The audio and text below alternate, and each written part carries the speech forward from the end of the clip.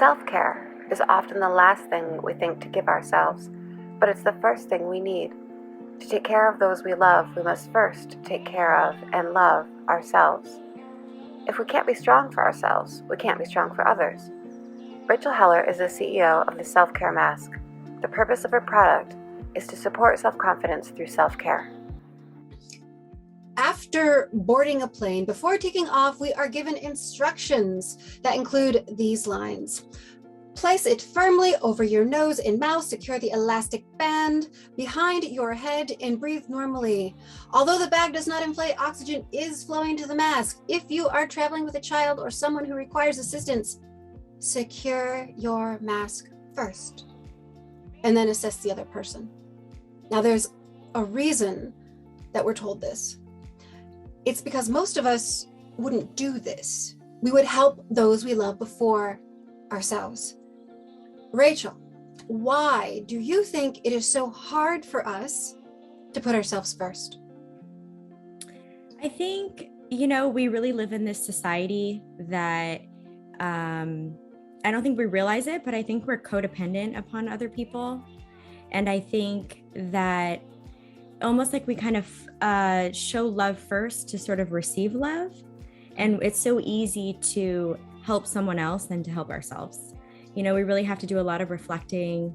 I mean, in this scenario, but it's one thing, but looking at it like a real life scenario on an everyday basis, yeah. I think it's really hard to sort of like reflect and look at ourselves and help ourselves. It's so much easier to just go to someone else and help them, and at that rate, we end up just not caring for ourselves. Mm-hmm. And self-care is totally taken out of the equation. Yeah. All too often, it seems. Yeah. People will reference what a difference a day makes. We're familiar with this line, right? Mm-hmm. But a full day of your life is not required for self-care. Even just 15 minutes a day, which is what you recommend, Rachel, will help. I'd love for you to explain the self-care mask method that provides benefits both for your skin and for your state of mind. Yeah, so I think that when people think self-care, they think that they have to take a whole day off to go to the spa or, something that requires a lot of planning and, maybe if you have children, getting a babysitter or, spending a ton of money.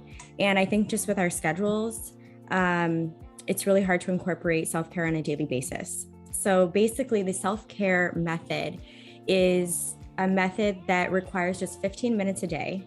And by using the Evac Prestige Pro, there's a timed screen on there, and it really just gives you mentally the space to say, listen, I'm just going to give 15 minutes. When you know in your mind it's 15 minutes, mm-hmm. you can sort of relax and say, I'm going to make it on time for my yoga class at 6 p.m. I'm going to be okay. It's only 15 minutes, whatever it may be. So being able to set aside that time for yourself on a daily basis while taking care of your skin. It's just, there's so many benefits for your skin, for your brain, for your health, for everything. Mm-hmm. Yeah. And again, like you say, just 15 minutes, it doesn't have to be a full day commitment. So fact of the matter is you are so pretty. Truly, you are beautiful, Rachel. Surely a person as pretty as yourself has never had to deal with suicidal ideation, with depression. This is an incorrect assessment that many have made. And the fact of the matter is, while you are stunning, there were times that you struggled and had thoughts of taking your life. Pretty doesn't protect you from perfect mental health. Rachel, please share the story of your struggle and how you were able to find the strength that you needed to overcome it. First of all, thank you. You're really sweet. I appreciate that. But you're right. Depression is not associated with people that fit the norm of like what beauty is. And I think that there's a myth that pretty people don't struggle with sadness or have insecurities. The truth is I've struggled with suicidal thoughts for over a decade, and I went through a lot of different stages in my life. I even, got to the point where I didn't want to live anymore. And last year, I decided to sort of go public with the way that I was feeling, because I really wanted to show a side of myself that I wasn't really portraying on social media. You know, there were times that I was really happy, and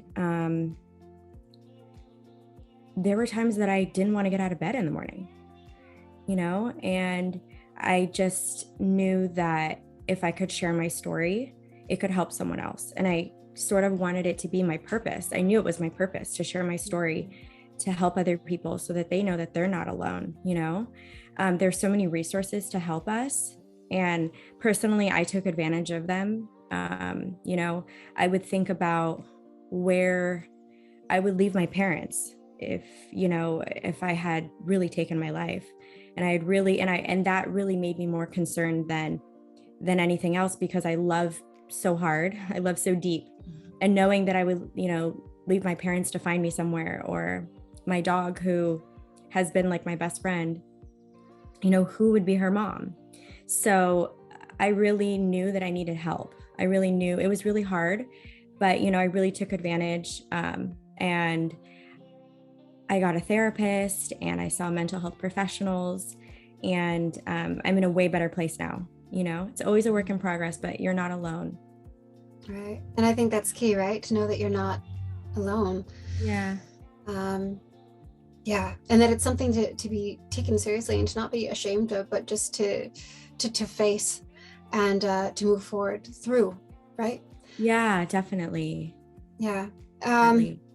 You know, so in your life, you've had internal wars, but external battles as well.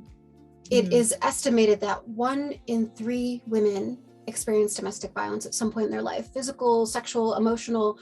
Rachel, you've said, and I love this, if you feel like you look good, you feel good. And it's such a simple statement, but it's so true. For those in an abusive relationship, how important is it to feel good? How is self-care required for self-confidence?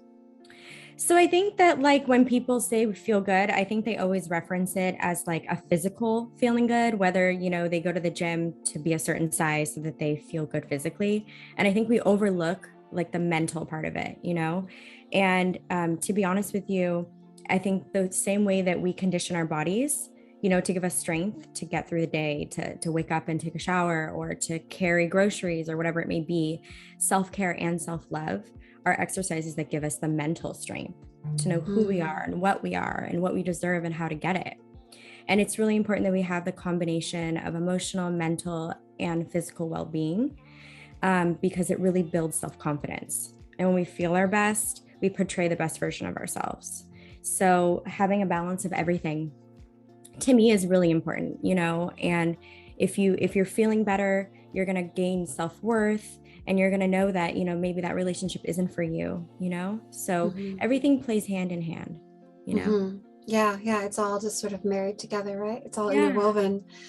You know, so in addition to your personal story, you have a product and a brand to provide care inside and out. I would love for you to share a bit about Evac Pro Prestige. Please also share what you do with proceeds. Yes.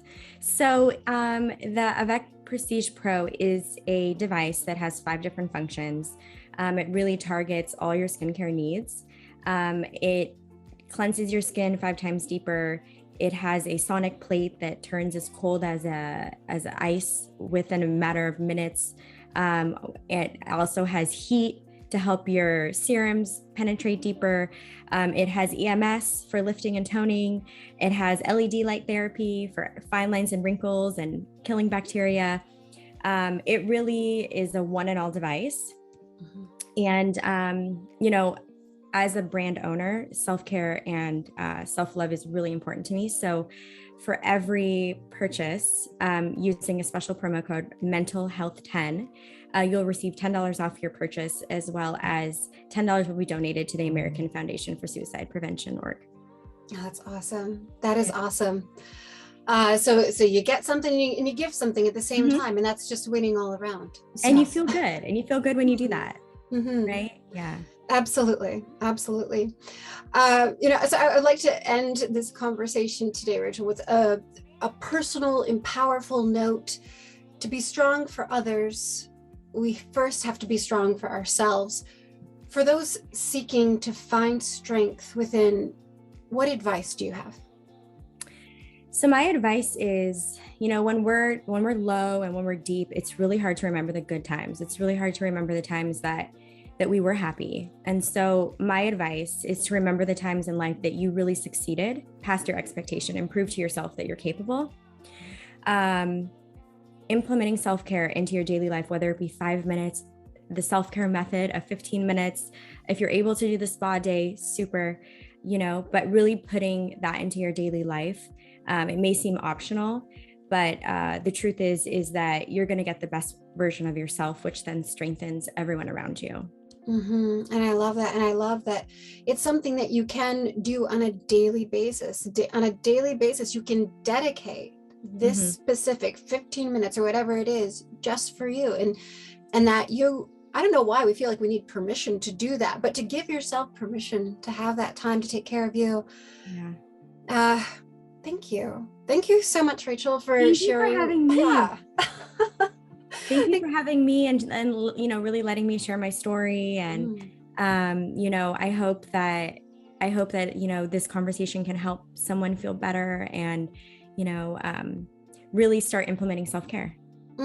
Absolutely. And then it's doable. 15 minutes. Come on, people. 15 minutes. Get it together. Wait, come on, we can do it.